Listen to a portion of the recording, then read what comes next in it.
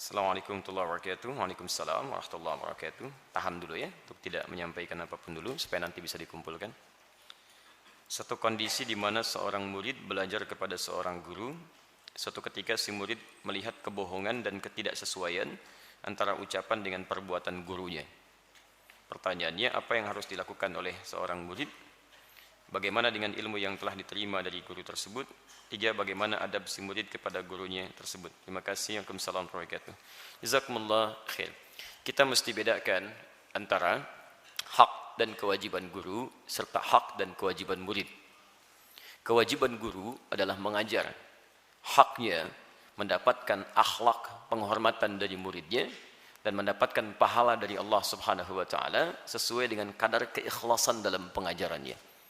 Jika kemudian apa yang disampaikan oleh guru yang dimaksudkan ikhlas karena Allah Subhanahu wa taala dengan akhlak-akhlak yang mulia, maka ia akan mendapatkan dua penilaian tadi. Dia mendapatkan penghormatan dari murid-muridnya, ilmunya juga diamalkan dengan baik, dan yang kedua, pahala mengalir untuk dirinya tidak sekedar saat ia hidup, tapi saat kembali kepada Allah Subhanahu wa taala itu menjadi sedekah jariyah bagi dirinya. Banyak hadis, bahkan di hadis Muslim dengan 9 lafaz disebutkan. Kita hafal hadisnya. Idza matal insanu inqata'a sa'iru 'amalihi illa min thalath. Jika seorang manusia meninggal, maka terputus semua amalnya, yakni peluang untuk mengerjakan amal soleh untuk menambah pahalanya karena sudah meninggal. Illa min thalath, di riwayat lain illa min thalathatin, kecuali dalam 3 hal. Jadi walaupun dia sudah tidak bisa beraktivitas, pahalanya tetap mengalir. 1, sedekatin jariyah, yaitu amal kebaikan yang pahalanya terus mengalir. Sedekah jariyah. Ingat, bukan amal jariyah ya, tapi sedekah jariyah. Baik, redaksi hadisnya sedekah bukan amal. Amal itu bentuk tunggal, mufrad, jamaknya a'mal. Jadi kalau amal itu pasangannya dengan jari, a'mal baru jariyah. Yang kedua, amal itu masih umum. Ada amal saleh, ada amal sayyi. Ada yang baik, ada yang buruk. Tapi kalau sudah sedekah, itu artinya kebaikan saja. Di semua kebaikan, amal-amal baik itu disebut dengan sedekah. Disebut dengan amal saleh. Tapi kalau sudah kemudian terbagi pada 2 bagian pada yang buruknya, maka disebut dengan sayyi namanya. Paham ya? Jadi redaksi hadisnya sedekah jariyah.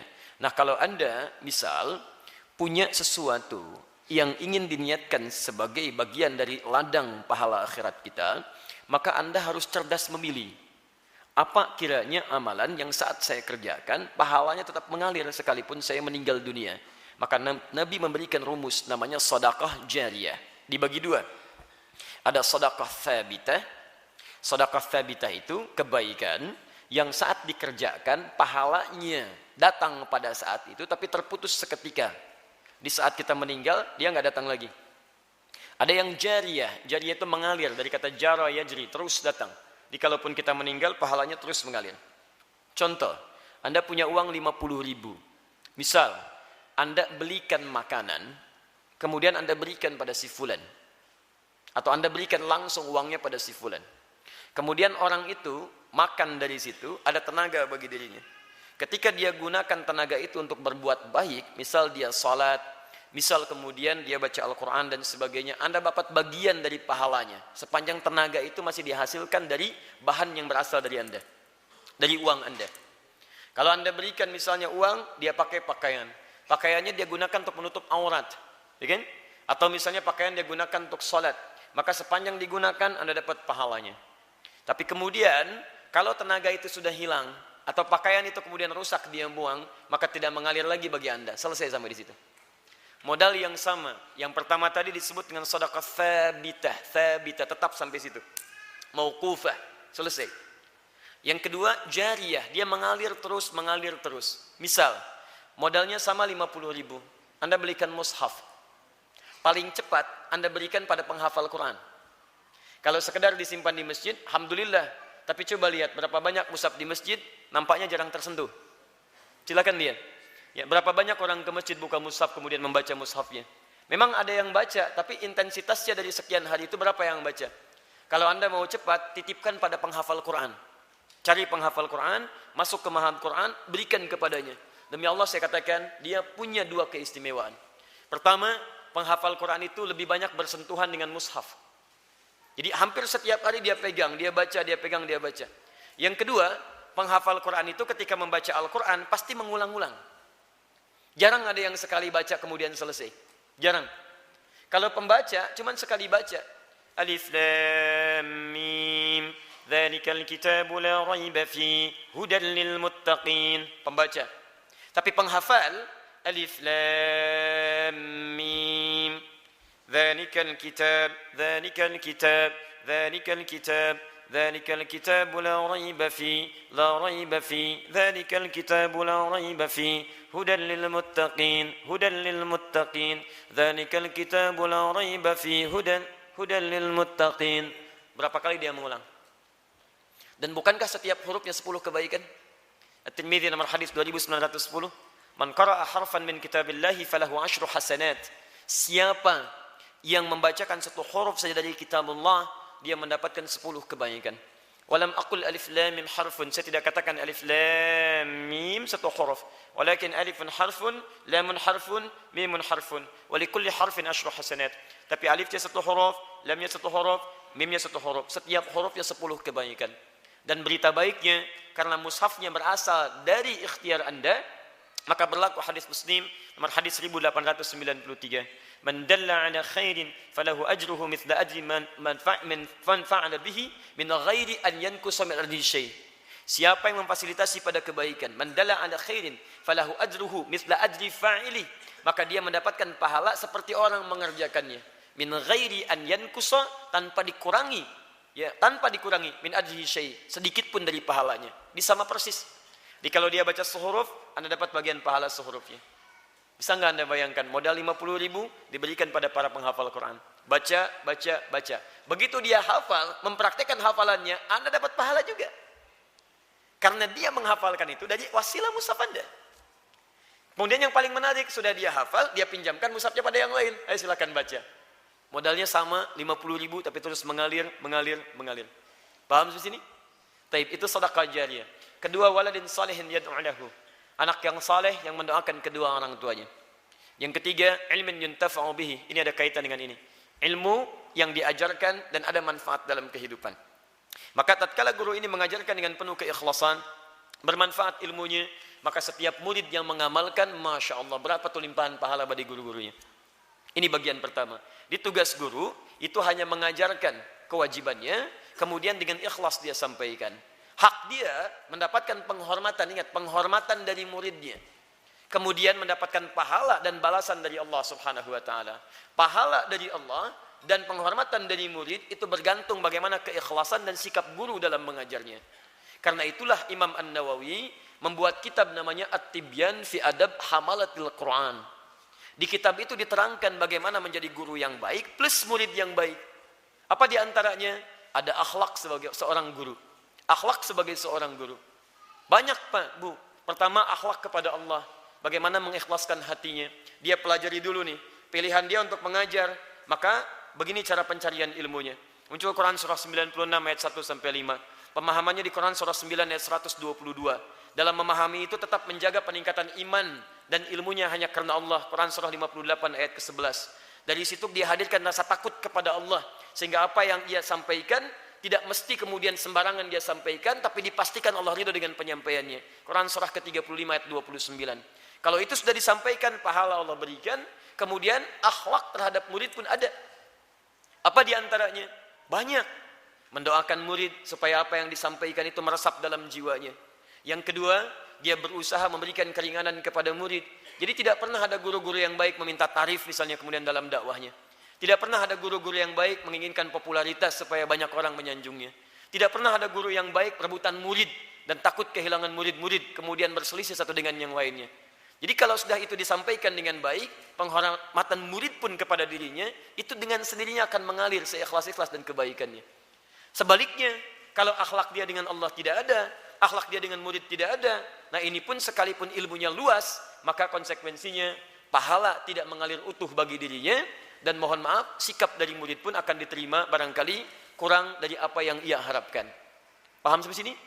Nah sekarang persoalannya, bagaimana sikap murid kalau mendapati guru tidak konsisten dengan apa yang ia sampaikan? Pertama, sederhana. Pertama, kalau terkait dengan murid, Anda cukup mengambil baiknya saja, tinggalkan buruknya. Karena hak Anda, ingat, hak Anda dari guru itu mendapatkan ilmu. Kewajiban Anda menghormatinya, bukan mencelanya. Paham ya?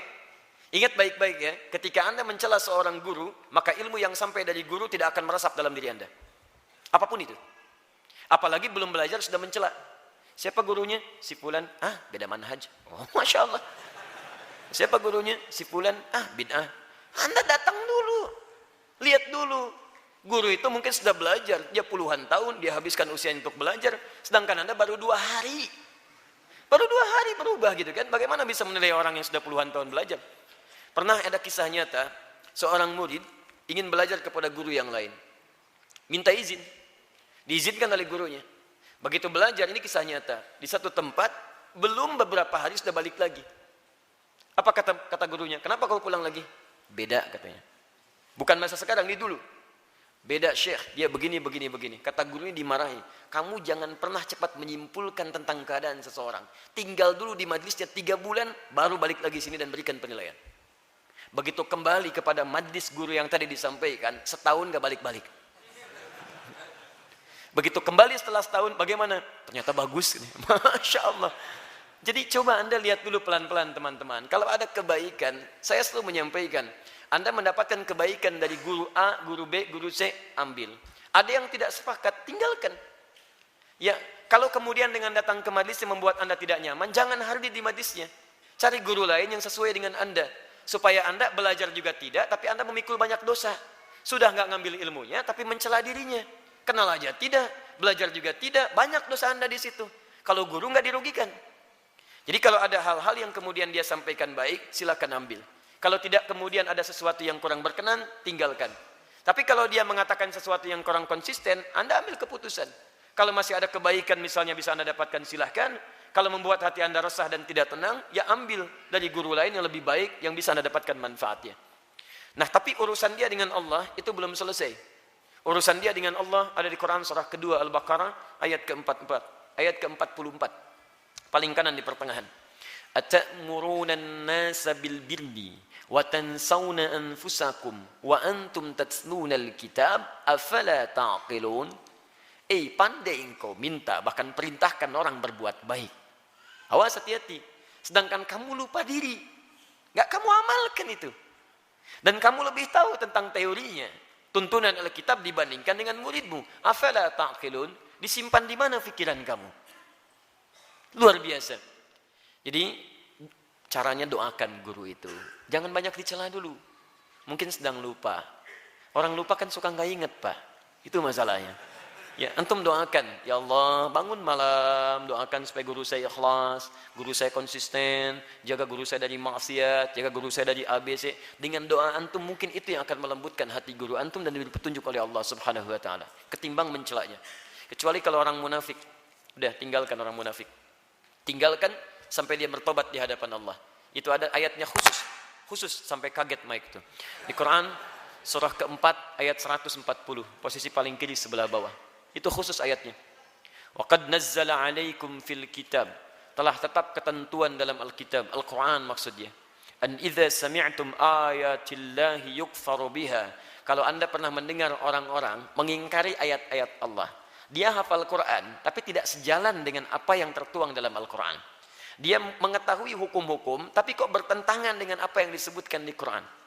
Wa yustahza'u biha, atau mengolok-olok. Dia paham hukum, tapi senang ngolok-ngolok orang lain misalnya. Dan agak aneh kalimat-kalimatnya. Maka kalimat Qurannya jelas. Fala taq'udu ma'hum, jangan sertai mereka. Qa'ada itu bisa duduk atau menyertai sesuatu. Bisa ikut belajar langsung di majlisnya, bisa mendengarkan acaranya, bisa misalnya membaca bukunya, tinggalkan semuanya itu. Maka kalau kita boikot orang-orang seperti itu, bukan karena kita kemudian ingin menepikannya, tapi Quran ingin memberi kesempatan kepada dia supaya berpikir dan berubah. Jadi kalau kita tinggalkan, mungkin dia berpikir ada yang salah dalam diri saya. Begitu dia berpikir ada yang salah, lihat kalimat Qurannya, hatta yakhudhu fi haditsin ghairi, sampai dia kembali kepada pernyataan yang benar. Innakum idzam mithluhum, kalau Anda sertai orang-orang seperti ini, maaf, nanti pemikirannya menular, kata Quran. Menular. Hati-hati. Sekarang banyak tuh orang liberal, misalnya liberalisme. sekularisme, gitu kan? Sekulis diistilahkan dengan pluralisme. Hati-hati. Dari dulu orang jahiliyah pun tidak pernah mengatakan, tiba-tiba orang ini mengatakan semua agama sama. Menuju pada Tuhan yang sama. Cuman caranya beda-beda. Ini aneh gitu kan? Maka yang seperti ini, jangan sertai mereka kata Quran. Nanti lama-lama Anda seperti mereka juga. Ya, lama-lama tidak ada agama yang benar. Lama-lama Anda nggak sholat. Lama-lama Anda nggak puasa. Lama-lama Anda error. Ya? Jadi, innallaha jami'ul munafiqina wal kafirina fi jahannam jami'a. Kalau Anda tidak bertobat, maka Anda pertama disebut orang munafik. Yang kedua berita buruknya, Anda masuk neraka jahanam duluan. Jadi yang masuk neraka jahanam bukan orang kafir duluan, munafik dulu, baru orang kafir. Kalau orang kafir memang gak ada iman. Kalau orang munafik, dia mengaku punya iman. Tapi justru dengan imannya membuat orang lain keluar dari imannya. Paham ya? Itu yang didahulukan masuk neraka jahanam, baru yang lainnya. Ya. Kalau Anda lihat orang-orang seperti itu, sholatnya aja pada malas itu. Kelihatan, sholat gak khusyuk, paling sedikit tuh. Coba cek tahajud gak orang-orang seperti itu. Lihat ayat 142-nya. Sholatnya malas, kalaupun berpikir, wala yadhkurunallaha illa qalila. Perhatikan aja, kalau bicara banyak, tapi ibadah barangkali kita nanti bisa saksikan. Ya, paham ya? Jadi singkatnya, pertama, ambil cara terbaik untuk mendoakan guru-guru itu supaya lebih dekat dengan Allah dan menghindari keburukannya. Kedua, kalau masih ada manfaat, ambil kebaikan-kebaikannya, tinggalkan keburukannya. Ketiga, kalau mendekati sifat munafik, maka tinggalkan majlisnya, cari guru lain yang memberikan manfaat pada Anda dalam kebaikan. Paham? Allah Ta'ala alam bisawab. Sekali lagi saya nasihati ya, pada siapapun, jangan pernah Anda mencela seseorang di luar batas pengetahuan Anda. Apalagi saat Anda akan belajar atau pada guru tertentu. Demi Allah saya katakan tidak akan ada keberkahan dalam ilmu Anda. Ya, kalau tidak Anda lupa dengan ilmunya, maka Anda akan sulit dalam mengamalkannya. Kalau pahala jelas nggak ada.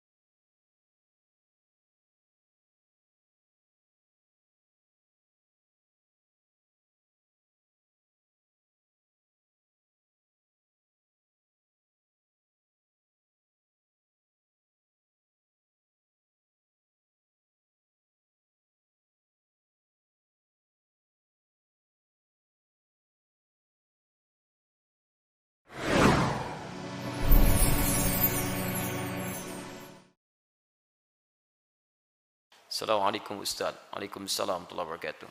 Saya ingin bertanya, apa saja cara untuk menghindari sekularisme, pluralisme, liberalisme? Syukran, jazakallah khair Ustaz.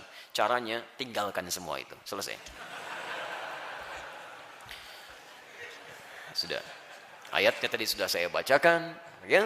Sudah, tinggalkan mereka. Selesai. Ya, gampang caranya. Ada buku, jangan dibeli. Ya, ada tayangan, jangan dilihat. Ada tokoh, jangan dimasukin, tinggalkan, selesai. Utrukuhum, tinggalkan mereka. Hati-hati ya, kadang-kadang sekarang masuknya itu halus gitu. Sampai antum gak bisa bedakan itu. Ya, gak bisa bedakan. Jadi, seperti madu pada racun. Manis kalimat-kalimatnya, tapi isinya beracun. Ibu paling susah dibedakan, Bu. Ibu pilih mana? Di madu apa di racun? Susah. Ya, lihat kalimatnya. Antum kenapa ketawa? Sudah ya. Baik. Quran surah kedua Al-Baqarah ayat 204 sampai 207, paling kiri dari atas sampai ke tengah itu. Itu bahaya betul itu orang-orang itu. Wa minan nasi may yu'jibuka qawluhu fil hayatid dunya wa yushhidullaha ala ma fi qalbihi wa huwa aladdul khisam. Nanti ada di antara sementara orang yang kalau bicara kata-katanya begitu menarik. Retorikanya teramat cantik, bagus kalimatnya. Kadang-kadang membawa nama Allah, dia potong ayat Quran sebagiannya, dia ambil sebagian hadis. Tapi kata Quran, wa huwa aladdul khisam, itu musuh yang paling bahaya. Bahaya itu.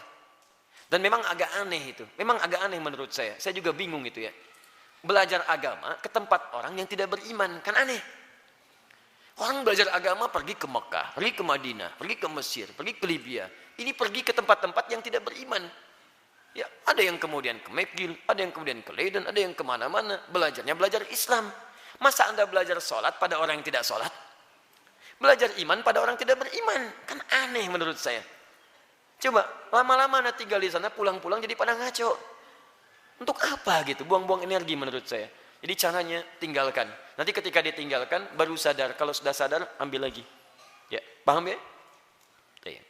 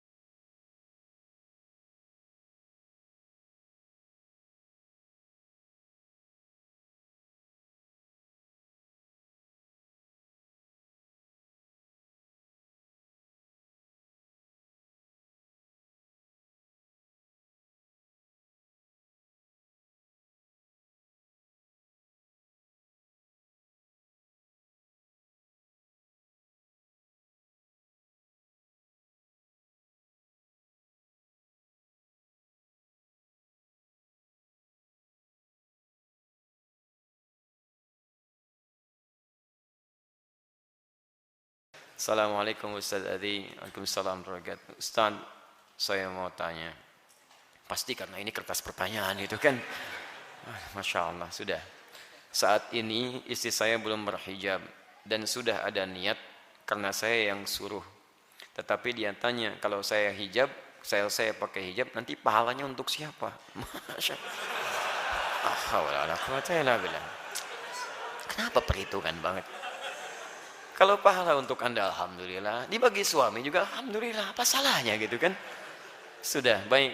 Berita baiknya, dia sudah mau berhijab. Kita doakan sama-sama ya, supaya konsisten dengan hijabnya. Kita jawab dulu, kalau Anda berhijab, maka pahalanya untuk kedua-duanya. Suami dapat, istri juga dapat. Ya, suami dalilnya tadi. Di hadis Muslim, hadis 1893, man dalla ala khairin falahu ajruhu mithla ajri fa'ili min ghairi an yankusa min syai'. Siapa yang menunjukkan pada kebaikan, dia mendapatkan pahala dengan yang mengerjakannya tanpa dikurangi sedikit pun. Kemudian istrinya pun dapat, karena Quran jelas mengatakan man jaa bil hasanati falahu asyru amthaliha. Siapa yang mengerjakan satu kebaikan minimal dapat 10 pahala. Jadi ibu tuh Masya Allah Bu, perempuan tuh paling banyak pahalanya. Begitu pakai hijab dapat pahala. Buka hijab, tersimpan pahala tertahan. Pakai hijab lagi, dapat pahala lagi. Tinggal ibu pilih manalah. Kalau merasa dosanya masih banyak, pahala sedikit, tinggal pakai hijab aja. Pakai Bu, pakai jilbab. Pahala ada di situ. Sayang Bu, perempuan tuh banyak pahalanya. Ya kadang-kadang banyak di dalam daripada di luar. Karena itu saya sarankan, coba suami istri kompak. Ya dalam kehidupan rumah tangga itu pahala tuh luar biasa. Anda tahu tidak? Tertawanya suami istri itu bisa ada pahala. Ketika saling menyenangkan satu dengan yang lainnya. Coba, indah sekali. Pernah dengar kisah Ibnu Khitan? Ibnu Khitan itu saya ceritakan beberapa tempat kemarin. Saking saya bahagianya dengan cerita itu. Itu punya seorang istri yang cantik luar biasa. Cantik. Di antum, ikhwan, lihat istri antum pun gak seperti itu. Cantik pokoknya. Ya. Bu, maaf ya, ini serial bapak-bapak lah malam ini ya. Tapi kita seimbangkan nanti insya Allah. Tunggu aja. Tapi mohon maaf, untuk suaminya barangkali tidak seideal pria-pria yang lainnya. Istrinya cukup ideal, cantik, suaminya pendek, wajah biasa-biasa. Satu kali, ketika istrinya dandan luar biasa, kemudian bertemu dengan suaminya, tiba-tiba suaminya melihat aja begini. Kata istrinya, Mafik. Kalau bahasa kita, sayang, kamu kenapa? Apa kata suaminya? Saya bersyukur dikaruniai oleh Allah istri secantik kamu. Saya bersyukur dikaruniai oleh Allah istri secantik kamu. Apa kata istrinya? Kita berdua di surga. Masya Allah, kita berdua di surga. Indah kalimat itu. Kata suaminya, kenapa? Karena engkau bersyukur dengan keadaan aku sekarang dan saya bersabar dengan keadaan kamu sekarang. Masya Allah. Luar biasa. Hebat ya? Belum selesai. Kata istrinya, bukankah orang syukur dan orang sabar di surga? Tuh, betul kan? Orang syukur di surga kan? Orang sabar di surga. Canda itu begitu menyenangkan walaupun sedikit nyelekit, tapi karena caranya bagus, jadi enak kedengarannya. Nyaman dan tidak ada pertengkaran, mereka harmonis, dikenal dengan dua orang yang saleh dan kisahnya dituangkan dalam kisah-kisah orang saleh. Antum sekali-kali daripada baca yang nggak penting, kenapa nggak dihadirkan buku-buku yang bermanfaat di rumah? Cari kisah para sahabat, cari kisah para tabi'in yang saleh-saleh, cari kisah-kisah untuk anak-anak antum, motivasi kebaikan-kebaikan, daripada anak antum dikenalkan pada yang tidak penting. Dan kadang-kadang kisah fiksi yang di dunia nyata juga nggak ada. Cuman akhirnya jadi pikiran anak-anak, kasihan. Anak baru tumbuh sudah mikirin Batman aja nggak kenal dia. Jadi tolonglah kenalkan yang baik-baik. Ada Wafayatul A'yan, ada kitab Tazkirah, ada kitab Azkiyah, macam-macam, kumpulkan semua itu. Ya. Kalau dulu masih banyak kitab 30 orang soleh, kitab 100 orang teladan dan sebagainya. Sekarang enggak, mulai menipis itu. Ya, coba munculkan lah. Antum yang ahli teknologi coba hadirkan ya dalam bentuk gadget dan sebagainya. Isi yang baik-baik supaya nilai keislaman itu semakin semarak insyaallah. Paham ya? Di pahala untuk istri, pahala untuk suami. Kompak ya? Ayo praktekkan malam ini seperti tadi. Ya.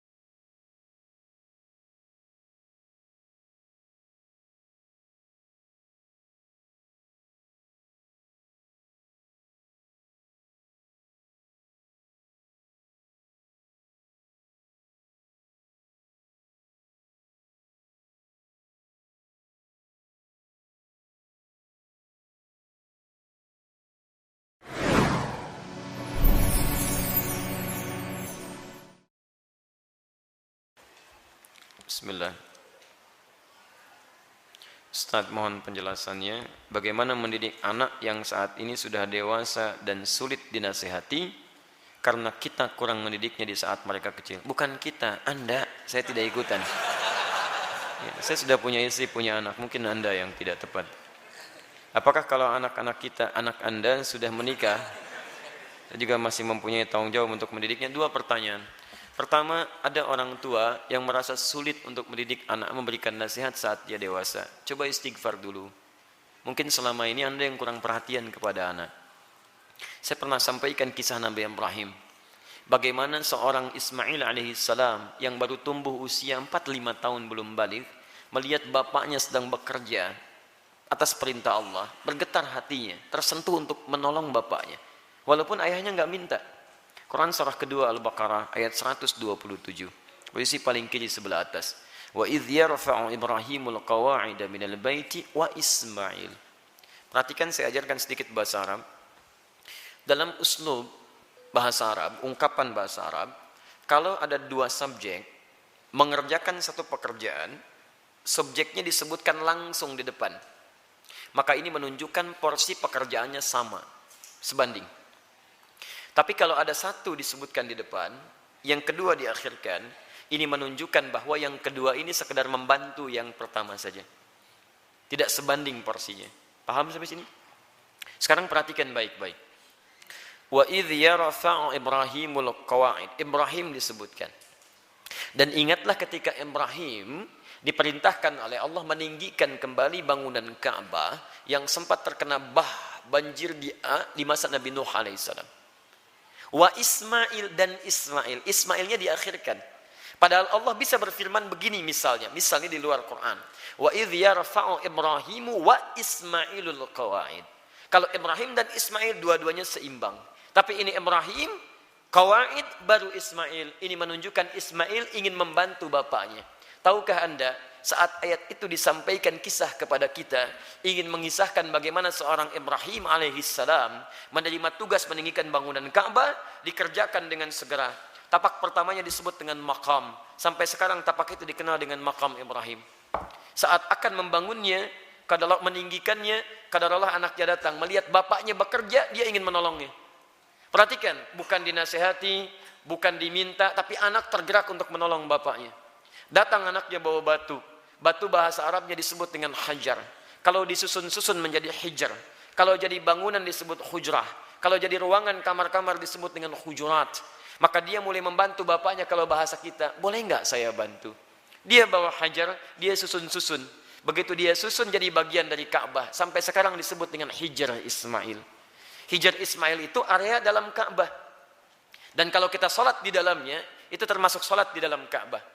Di dulu pada zamannya awal-awal masa Quraisy terjadi kebakaran, menimpa kemudian Ka'bah, ada kerusakan, mereka ingin memperbaiki. Cuman mereka tidak mau mengumpulkan harta yang tidak jelas. Akhirnya orang jahiliyah berusaha mengumpulkan harta yang paling halal. Tuh, orang jahiliyah bangun Ka'bah aja cari yang paling halal. Anda bisa bayangkan. Jadi mereka kumpulkan dan ternyata nggak cukup. Karena nggak cukup, kemudian area Hijr Ismail ini ya tidak tercukupi untuk kemudian dibangun pada area-area yang tertutup dengan area Ka'bah. Maka dibiarkanlah terbuka, sampai sekarang dipelihara keterbukaan itu, dan hikmahnya adalah Allah memberi kesempatan bagi orang yang ingin sholat di dalam Ka'bah. Bayangkan kalau tidak ada area itu, semua orang ingin semangat masuk, antrian macam-macam, tapi Allah berikan keluangan pada kita dengan area seputaran ini. Paham? Tapi intinya, ada sentuhan dari anak, melihat bapak bekerja, dia ingin membantu. Kisah keduanya, dahsyat lebih dahsyat. Quran surah 37, ayat 102. Begitu dia mulai dewasa, falamma balagha ma'ahu sa'ya, sudah mulai nalarnya matang, apa yang terjadi? Bapaknya melihat dalam mimpi, inni ara fil manami anni adbahuka. Papa lihat nak, dalam mimpi papa menyembelih kamu. Fanzur madza tara. Ini kisahnya. Berbagi bapak dengan anak. Lihat, berbagi tukar, bagi pikiran. Bagaimana pendapat Ananda? Pendapat Ananda bagus, garis bawahi. Bagaimana pendapat Ananda? Anda tahu bahwa mimpi Nabi dan Rasul itu pasti wahyu. Dan kalau sifatnya wahyu harus segera dilakukan. Ibrahim bisa mengatakan begini, nah siap-siap ya. Kemana Pak? Sembelih. Masya Allah. Mudah. Tapi kenapa tidak dikerjakan? Ada hikmah di situ. Nanti saya di belakang saya sampaikan hikmahnya. Yang paling menarik, apa jawaban anak? Anak yang bukan protes, bukan marah, tapi meyakinkan dan menguatkan ayahandanya. Lihat kalimatnya, ya abati, panggilannya abati. Ketika anak dipanggil bunai dengan panggilan sayang, maka anak membalas dengan kalimat abati. Saya pernah sampaikan, ada abi, ada buya, ada abati, itu beda. Kalau abi itu panggilan hormat. Kalau buya, panggilan sayang. Bisa sayang kepada ayah secara biologis, atau sayang kepada ilmu yang dimiliki seseorang. Saya memanggil Buya Hamka rahimahullah. Beliau bukan ayah saya, tapi saya menyayangi keilmuan yang melekat pada beliau. Paham? Kalau Anda ingin menggabungkan antara abi dengan buya, maka gabungannya disebut dengan abati. Itu panggilan hormat dan sayang. Bapak mengambil sayang, memanggil sayang ke anak, anak membalas, lihat kalimatnya, ya abati. Pa, demi sayang dan hormat Nanda pada papa, if'al ma tu'mar, kerjakan sekarang yang diperintahkan. Satajiduni insyaallah minas sabirin. Ayah pasti dapati saya seorang yang sabar. Teman-teman sekalian, maaf ya, kebanyakan orang taunya cuma diganti dengan sembelihan yang besar. Sampai ayat 109 di surah As-Saffat surah 37 itu. Tidak banyak orang tahu ada peristiwa yang begitu menyentuh di balik proses penyembelihan itu. Sehingga diganti dengan kibas yang luar biasa itu. Buka kitabnya Al-Akhlaq lil Banin, karya Ustaz Omar Ahmad Baraja, jilid yang kedua, warnanya biru, halaman 25, posisi paling kanan di sebelah bawah. Teman-teman sekalian, ada 3 peristiwa besar terjadi saat akan disembelih itu. Ketika Ismail mulai diikat, ikatan mulai terasa longgar. Kata Ismail, duhai ayahanda, tolong kencangkan ikatan ini, supaya nanti saat saya akan disembelih, tidak merontak saya, dan tidak membuat ayah iba, dan tidak jadi menyembelih saya. Lihat, supaya ayahnya sempurna menyempurnakan tugas. Kedua, duhai ayahanda, mohon tajamkan pisau itu. Tajamkan. Yang dengan pisau yang tajam akan mempercepat proses penyembelihan itu dan mengurangi sakit yang saya rasakan. Dua hal ini menjadi sunnah sampai sekarang. Dengan ikatan yang baik, dengan tajamnya pisau kurban saat ini menjadi sunnah. Dua itu dikerjakan. Tiga, ini yang hebat. Ternyata beliau sudah melipat pakaiannya, pakaian luarnya. Lihat beliau katakan, duhai ayahanda, mohon titip pakaian ini kepada satu-satunya ibunda yang sangat saya sayangi. Sampaikan salamku kepadanya, Ismail alaihissalam. Ketika itu dikerjakan, tiba-tiba turun kemudian wahyu, qad saddaqta ru'ya, engkau telah benarkan mimpi itu. Maka tidak ada korban pada saat itu, yang ada kurban. Korban diganti jadi kurban. Kurban dari kata koruba, artinya dekat. Ditambah alif nun, kurban yang sangat dekat kepada Allah subhanahu wa ta'ala. Mereka berdua saking dekatnya dengan Allah, mimpi saja diamalkan. Ada orang yang pengen dekat dengan Allah, di dunianya tadi perintahkan, gak dikerjakan. Orang mimpi dikerjakan. Ini gak dengar azan dipanggil sholat, gak datang-datang. Cita-cita surga Firdaus bersama Nabi tanpa hisab. Keterlaluan itu kan. Nah teman-teman yang paling menarik, kenapa Ismail punya rasa demikian dalam pada papahnya? Lihat, Nabi Ibrahim ketika kemudian Ismail dilahirkan, kemudian turun wahyu supaya dipisahkan dengan ayahandanya. Ibu, anak, ayah, pisah. Kemana? Beliau di Palestina, anak di Mekah dengan ibunya. Quran surah 14 ayat 37. Biwadin ghairi dhi zar'in inda baitikal muharram. Ditinggalkan di satu tempat yang tandus tumbuhan gak ada. Lihat baik-baik ya. Saya percepat langsung. Ini Ismail dengan ibundanya, ini Ibrahim. Di balik jarak yang jauh, Nabi, Rasul punya tugas mencari nafkah, punya macam-macam, tapi beliau masih menyempatkan waktu untuk menengok perkembangan anaknya.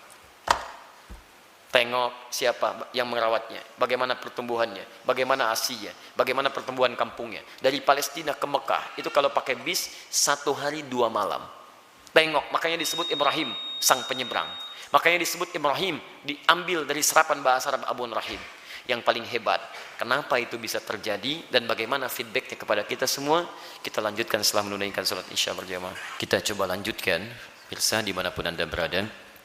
Kesulitan nasihat yang diterima oleh anak terkadang bukan karena anak itu tidak mau mendengar nasihat orang tuanya, tapi seringkali diakibatkan karena orang tua tidak memiliki perhatian yang cukup kepada anak sebelumnya. Perhatikanlah bagaimana Nabi Ibrahim, seorang nabi, seorang rasul, seorang ayah yang dengan segala kesibukannya itu masih memberikan waktu yang luang untuk bermain, mengamati dan hadir dalam keadaan dan permainan anak-anaknya. Sehingga apa yang terjadi, walaupun tinggal beliau di Palestina, anaknya berada di Mekah, itu masih tetap bisa mengontrol, Pak. Beliau melihat bagaimana lingkungannya, perkembangannya, mainnya, tentang asiknya, tentang kisahnya. Sehingga ketika orang tua hadir dalam dunia anak, anak tidak merasa kehilangan dengannya. Itu yang dimaksudkan di Quran surah ke-31 ayat 13 sampai ayat 19 itu. Ada 4 pendidikan dini yang harus ditanamkan pada anak sejak awal, sehingga anak itu akan mudah nanti mendekat kepada Allah, dekat dengan orang tua, dan bergaul balik dengan lingkungannya. Ayat 13-nya pengajaran tentang tauhid, ayat 14 sampai 15 mengajarkan tentang bagaimana pendekatan anak dengan kedua orang tuanya. Ayat selanjutnya mengajarkan tentang bagaimana pendidikan salat ditanamkan sejak dini, dan yang keempat tentang akhlak supaya dia dekat dengan lingkungannya. Nah ini kadang-kadang yang kita lupa, mohon maaf, kita itu bukan nabi, rasul juga bukan, surganya tidak sedekat Nabi Ibrahim. Maaf, gelar kita bukan Khalilullah, bukan Abul Anbiya. Sesibuk apa sih? Kadang-kadang pekerjaan berangkat gelap, pulang gelap, anak tidak bisa terlihat dengan baik. Ini barangkali yang menyebabkan anak-anak kadang ingin mencari perhatian, bukan karena nakal, tapi mungkin karena orang tuanya tidak hadir dalam dunianya. Yang jadi persoalan. Saya mohon Bapak Ibu sekalian, kita sudah punya pengalaman yang sama. Ya, setiap Anda pulang ke rumah, anak kan tidak akan menyebut dengan profesi Anda. Anda jadi direktur di kantor, tapi di rumah anak Anda itu mengharapkan ayah. bukan direktur. Pernah Anda pulang disambut oleh anak, Pak Direktur, Masya Allah, hebat kalau begitu Anda. Saya selama ini pulang ke rumah, anak kami masih kecil-kecil, sejak dia usia 3 tahun, anak yang pertama, itu menanti depan rumah. Gak pernah saya pulang sampai ke rumah dibuka, sampai hari ini dengan adiknya. Kalau menyambut kami, datang dia berdua, tidak pernah memanggil sampai hari ini, Ustadz, tidak. Ternyata mereka menunggu ayahnya gitu. Satu kejadian, karena tahu saya sering kali pulang malam, dia siangnya tidur. Banyak dia tidur, supaya tunggu malam saya datang. Ternyata kadang ingin menampilkan sesuatu, ingin menyampaikan pesan tertentu. Kadang ingin menyampaikan pesan bahwa saya sudah menghafal surat 8 jam tunggu-tunggu itu. Antum juga begitu. Anak antum mungkin menyiapkan karya macam-macam. Cuman ketika pulang, beban pekerjaan Anda yang di luar itu kadang dibawa ke rumah, itu yang membuat kita tidak adil. Itu yang repot. Kadang-kadang masalah di kantor dibawa ke rumah. Nyampe ke rumah anak sudah menunggu, sudah menyusun senyum sebaik mungkin, ketika dibuka ayahnya cemberut. Papa, diam kamu. Hah? Kenapa mas? Kamu lagi ikut-ikutan. Ikut apa? Jadi nggak nyaman situasinya. Begitu saya datang tiba-tiba, Buya, main bola yuk. Main bola tuh. Main kita apa malam? Itu yang menarik. Sampai besoknya diceritakan sama bundanya, Buya itu capek kak, tunggu dulu ya. Pijitin dulu, bobok sebentar, baru main. Besoknya ditunggu, Masya Allah, di depan pintu. Buya, capek ya? Masya Allah. Ayo sini bobok, kakak pijitin. Pijitin pak. Bobok dulu, bobok merem, katanya merem. Begitu merem kita, baru semenit. Ya bangun, main bola yuk. Masya Allah. Tapi itu tuh susah didapatkan lagi ketika dia dewasa. Jadi kalau Anda nggak dapat sekarang, besok Anda tidak akan bisa meraihnya. Karena itulah orang tua seperti Ibrahim alaihissalam memberikan perhatian yang dalam. Anak itu punya rasa. Jangankan mendengar nasihat bapak ibu, ya nyawa saja mau diserahkan kok. Bapak cuma mimpi melihat kamu begini. Kak, kerjakan sekarang pak. Coba antum tes pulang dari sini. Bapak tadi ikut kajian Quran Sunnah Solution. Wah, dapat gambaran nyembelih kamu. Bagaimana pendapat kamu? Wah, sesat pak itu, jangan ikuti lagi. Repot gitu kan. Jadi yang pertama itu demikian. Pertama kita koreksi dulu. Yang kedua kita mendekat kepada Allah, berdoa, ya Allah, tidak engkau titipkan anak itu kepada ibunda yang lain kecuali pada hamba, ya Allah. Berikan kekuatan. Hamba yakin engkau tidak pernah memberikan ujian kecuali pada yang sanggup menjalaninya. Sentuh hatinya ya Rabb. Sentuh hatinya ya Rabb. Ingat ketika seseorang telah menikah pun, kewajiban untuk memberikan nafkah berhenti memang. Tapi mohon maaf, perhatian itu kan tidak terputus. Anda masih berhak memperhatikan, memberikan arahan dan sebagainya. Karena itu, jangan putus dalam memberikan nasihat, sampaikan dengan cara yang terbaik. Kalau tidak pakai bahasa akal, gunakan bahasa hati. Setidaknya jadikan dia teman dalam kehidupan. Insya Allah dengan kalimat yang menyentuh, lama-lama dia akan tersadar. Jadi buka dengan doa, setelah itu ajak untuk berbicara dengan bahasa hati. Nah, mama bersyukur kamu sekarang sudah tumbuh dewasa, cukup pintar, teman kamu banyak. Dulu saat kamu dikandung, masuklah ke situ. Besar harapan mama terhadap kamu. Tiap malam mama bermohon kepada Allah mengalirkan air mata. Supaya kita itu bisa sama-sama. Sama-sama duduk, sama-sama tersenyum. Kita bisa bahagia. Saat kamu berada dalam sekian bulan, harapan itu semakin tinggi. Ayah menambah peluk keringatnya supaya kamu bahagia. Kami berdoa supaya kamu tidak seperti kami. Makannya mungkin terbatas dan sebagainya. Pelan-pelan. Sampai sudah masuk ke dalam jiwanya, baru antum sampaikan nasihat-nasihat kebaikan. Insya Allah pelan-pelan di situ akan hadir kebaikan-kebaikan. Demi Allah saya katakan, sepanjang menjadi orang tua, akan ada satu chemistry yang terbangun antara dua hati, yang satu sama lain akan saling tersentuh di situ. Semoga Allah memberikan kekuatan insya Allah.